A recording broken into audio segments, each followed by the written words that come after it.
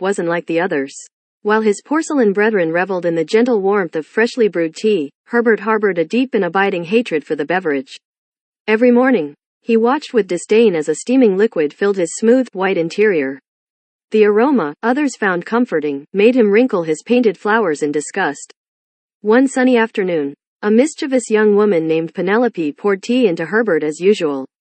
This time, however, Herbert had a plan. As Penelope raised the teapot, Herbert puffed out his floral design with all his might. The surprised Penelope stumbled back, spilling the hot liquid all over the tablecloth.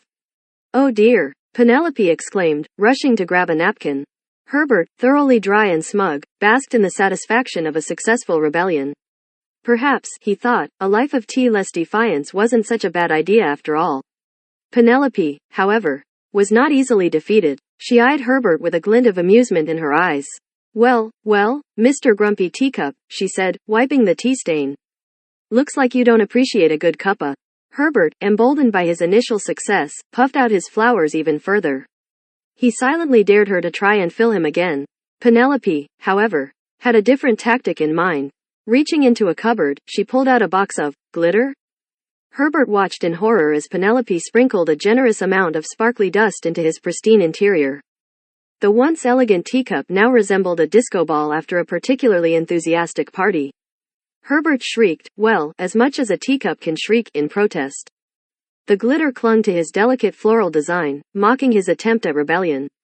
Penelope, unable to contain her laughter, placed Herbert back on the saucer. "There," she said, wiping a tear from her eye.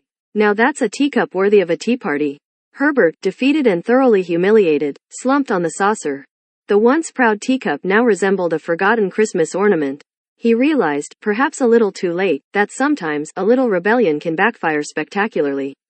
From that day on, Herbert tolerated the tea, albeit with a permanent side of glitter.